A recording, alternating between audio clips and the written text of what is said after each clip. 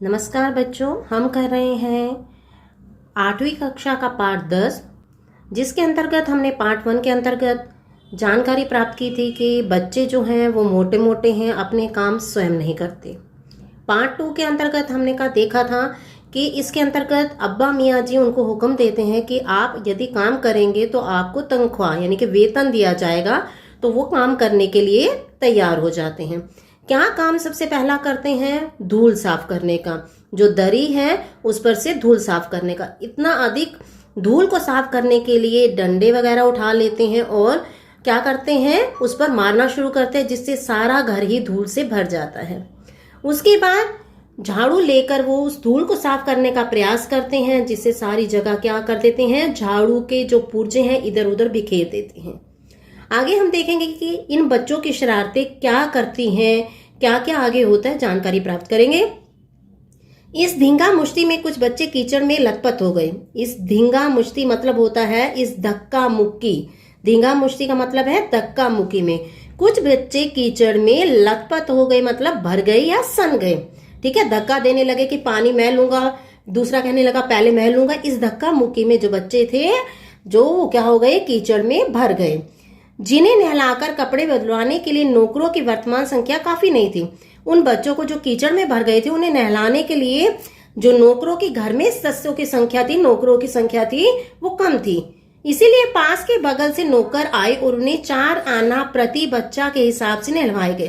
क्या किया गया? घर के सदस्यों ने निर्णय लिया कि पास के जो बंगले हैं उनमें से क्या बुलाया जाएगा, नौकरों को बुलाया जाएगा और उन्हें प्रति बच्चा 4 आना दिया जाएगा, यानी प्रत्येक बच्चे के 4 आने दिए जाएंगे। ये 4 आने हमारे जो पहले के समय में चलता था, आने चलते थे, तो 4 आना प्रत्येक बच्चे के हिसाब से नहलाने के लिए, उन्हें तैयार करने के लिए दिए जाएंगे। हम लोग कायल हो गए। हम लोग इस चीज के क्या हो गए, दीवाने हो गए। कायल का अर्थ होता है दीवाना, यानी कि फैन, जिसको आप कहते हैं। हम फैन हो गए। सचमुच यह सफाई का काम अपने बस की बात नहीं है कि ये जो घर को साफ करने का जो काम है हमारे बस का नहीं, हम इस काम को नहीं कर सकते। और ना ही हम पेड़ों की देखभाल कर सकते हैं, और ना ही हम क्या कर सकते हैं, पेड़ों की देखभाल यानी कि उन्हें पानी देना, उनमें से जो बाकी बेकार के पौधे उन्हें निकालना, ये हमारे बस की बात नहीं है। कम से कम मुर्गियों को ही बंद कर दें। तो उन्होंने क्या सोचा, अगला क्या निर्णय लिया कि हम ना तो पौधों को पानी दे सकते हैं, ना ही हम घर को साफ कर सकते हैं। अब तीसरा इन्होंने जो काम करने के बारे में मन में इनके आया, वो था मुर्गियों को जो बाहर घूम रही थी उनको क्या किया जाए, उनकी दड़बे में पहुंचाया जाए। बस शाम से ही जो बांस, छड़ी, हाथ पड़ी लेकर मुर्गियां हाँकने लगे। शाम के समय इन्होंने बच्चों ने क्या किया, बांस उठाया, किसी ने छड़ी उठाई, बुजुर्गों की जो छड़ी पड़ी थी उन्हें उठाया और मुर्गियों को हाँकने लगे। हाँकना होता है एक स्थान से दूसरे स्थान के लिए जो आवाजें निकाली जाती है, उन्हें हाँकना कहा जाता है। चल दड़बे दड़बे, उनको क्या कहने जाने लगा, मुर्गियों को क्या कहने लगे कि चल अपने, दड़बा होता है रहने का स्थान, मुर्गियों के रहने की जगह, कि तुम अपने रहने के स्थान पर जाओ। पर साहब, मुर्गियों को भी किसी ने हमारे विरुद्ध भड़का दिया था। कौन कहते हैं कि बच्चे सोच रहे हैं कि मुर्गियां भी हमारे खिलाफ हो चुकी थी। विरुद्ध होता है खिलाफ, हमारे खिलाफ किसी ने उन्हें भड़का दिया था। उठ पटांग इधर उधर कूदने लगी। मुर्गियां क्या करने लगी, इधर उधर भागने लगी। 2 मुर्गियां खीर के प्याले से जिन पर आया चांदी के वर्क लगा रही थी, दौड़ी फड़ाती हुई निकल गई। तो क्या करने लगी, 2 मुर्गियां, खीर बन रही थी किसके घर में, लेखिका के घर में खीर बन रही थी। 2 मुर्गियां खीर का जो प्याला जिस पर चांदी का वर्क लगाया जाता था, चांदी का वर्क क्या होता है, आप बर्फी खाते हैं, उसके ऊपर जो एक सिल्वर कलर की कोटिंग की जाती है उसे चांदी का वर्क कहा जाता है, वो उस पर लगा रही थी। तो 2 मुर्गियां क्या गई, दौड़ती फड़फड़ाती हुई उसके ऊपर से निकल गई। तूफान गुजरने के बाद पता चला कि प्याले खाली हैं और सारी खीर दीदी के कामदानी के दुपट्टे और ताजे धुले सिर पर लगी हुई है। जो दीदी थी वो क्या कर रही थी, अपने दुपट्टे को लहराकर बैठी थी और सिर धोकर बैठी थी। तो क्या हुआ, जब मुर्गियों को उनके दड़बे में पहुंचाया गया, उसके बाद देखा गया तो पता चला कि जो प्याले जिसमें खीर थी वो सारे खाली हो चुके हैं। वो सारी खीर क्या मुर्गियां खा गई थी? नहीं, वो सारी की सारी खीर दीदी के कामदानी के दुपट्टा, कामदानी क्या होता है, एक प्रकार की कढ़ाई होती है जो हाथ से की जाती है, उसके दुपट्टे पर, और जो सिर धोकर दीदी बैठी थी उनके सिर पर गिर चुकी थी। एक बड़ा सा मुर्गा अम्मा के खुले हुए पानदान में कूद पड़ा और एक मुर्गे ने क्या किया, आपको पता है मुस्लिम लोग पान बड़े शौक से खाते हैं और उनके पास एक पानदान होता है जिसमें सुपारी कत्था वगैरह रखा जाता है, पान के पत्ते रखे जाते हैं। एक बड़ा मुर्गा क्या किया, उसने उस पानदान में कूद पड़ा और कत्थे चूने में लुथड़े हुए पंजे लेकर नानी अम्मा का सफेद दूध जैसी चादर पर छापे मारता हुआ निकल गया।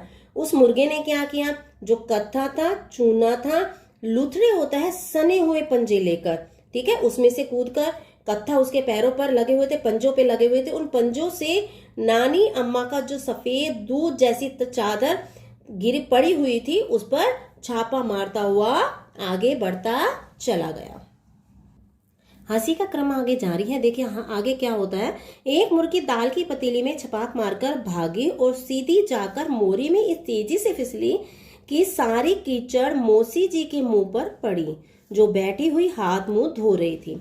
एक मुर्गी ने क्या किया, दाल की पतीली में कूद पड़ी। छपाक होता है कि जब हम किसी चीज में कूदते हैं तो जो आवाज आती है उसे कहा जाता है छपाक करना, ठीक है। छपाक मारकर भागी और सीधी जाकर मोरी में, जहां मोरी होती है, जहां पर गंदा पानी जाता है उसे मोरी कहा जाता है, इस तेजी से फिसली कि जो मौसी जी अपने मुंह को साफ कर रही थी उनके मुंह पर जाकर जो सारा कीचड़ था लग गया। इधर सारी मुर्गियां बेनकील का ऊंट बनी चारों तरफ दौड़ रही थी। जो सारी की सारी मुर्गियां थी वो क्या हो गई, बेनकील होना मतलब वश में नहीं रही और इधर उधर दौड़ने लगी। एक भी दड़बे में जाने को राजी ना थी। दड़बा मैंने आपको बताया कि मुर्गियों के रहने का स्थान, कि एक भी जो मुर्गी थी वह अपने रहने के स्थान पर जाने को तैयार नहीं। इधर किसी को सूझी कि जो भेड़ें आई हुई हैं लगे हाथों उन्हें भी दाना खिला दिया जाए। इनमें से जो बच्चे थे उनमें से एक को सूझी कि जो भेड़ें हैं चलो उन्हें ही अपने हाथों से दाना खिला देते, एक काम तो पूरा कर देते हैं। दिन भर की भूखी भेड़ें दाने का सूप देखकर जो सबकी सब झपटी तो भागकर जाना कठिन हो गया। जो भेड़ें थी वो बहुत अधिक भूखी थी। जब उन्हें दाने का सूप, ठीक है, दिखाई दिया तो वे सब की सब उस ओर झपट गई और भागकर जाना सबके लिए मुश्किल हो गया। उस सूप को लेकर भागकर जाना सब बच्चों के लिए मुश्किल हो गया। लष्टम पष्टम तख्तों पर चढ़ गई और लष्टम पष्टम माने एकदम जो बच्चे थे भाग भाग कर क्या करने लगे, तख्त पे से भागकर निकलने लगे। तो जो भेड़ें थी वो भी एकदम तख्तों पर चढ़ने लगी और उनके पीछे पीछे दौड़ने लगी। पर भेड़ चाल मशहूर है। आपको पता है कि भेड़ों की जो चाल होती है वो मशहूर होती है कि एक भेड़ जिस जगह पर जाती है सारी भेड़ें उसके पीछे पीछे जाती हैं। तो सारी भेड़ें भी उनके पीछे जाने लगी। उनकी नजर तो बस दाने के सूप पर जमी हुई थी। जो भेड़ों की नजर थी वो तो क्या, अपने खाने की ओर। उनका खाना क्या था, दानों का सूप, यानी कि दानों को उबाला गया था, उनका सूप बनाया गया था, उस पर जमी हुई थी। पलंगों को फलांगती, बर्तन लुढ़काती साथ साथ चढ़ गई। पलंगों को फलांगती मतलब छलांग लगाती हुई, पलंगों पर से छलांग लगाती हुई, बर्तनों को इधर उधर लुढ़काती हुई आगे बढ़ती गई। तख्त पर बानी दीदी का दुपट्टा फैला हुआ था जिस पर गोखरी, चंपा और सलमा सितारे रखकर बड़ी दीदी मुगलानी बुआ को कुछ बता रही थी। वहां पर कौन बैठी थी, दीदी बैठी थी और दुपट्टा उसका फैला हुआ था जिस पर ये कढ़ाई के नाम है गोखरी, चंपा, ठीक है। सलमा क्या कर रही थी, सलमा एक नाम है, ठीक है। गोखरी, चंपा और सलमा सितारे रखकर बड़ी दीदी मुगलानी बुआ को, जो बड़ी दीदी थी वो मुगलानी बुआ मतलब नाम है उनका, बुआ जी को कुछ बता रही थी इन कढ़ाई के बारे में, गोखरी के बारे में, चंपा के बारे में, ठीक है। सितारे किस प्रकार लगाए जाते वो बता रही थी। भेड़े बहुत निसंकोच सबको रोनती मेंगनों का छिड़काव करती हुई दौड़ गई।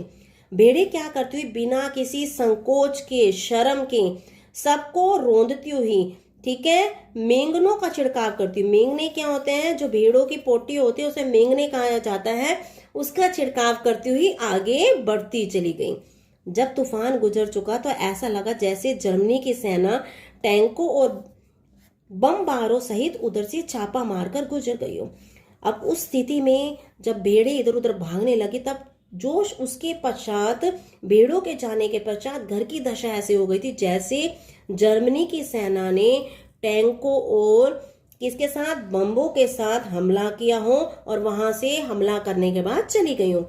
जहां जहां से सूप गुजरा, अब किस चीज का सूप था, दानों का सूप, ठीक है। बच्चे लेकर भाग रहे थे सूप को, क्योंकि उनके पीछे कौन थी, भेड़े थी।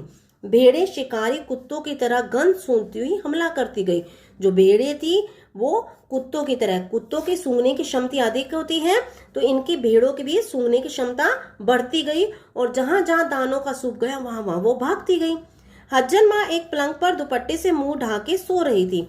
और अब यहाँ बताया गया है कि एक हज्जन माँ है, उनके घर में परिवार के सदस्य हैं, वो क्या कर रही थी, पलंग पर अपने दुपट्टे से मुंह ढककर आराम कर रही थी। उन पर से जो भेड़ें दौड़ी तो ना जाने वह सपने में किन महलों की सैर कर रही थी, दुपट्टे में उलझी हुई मारो मारो चीखने लगी।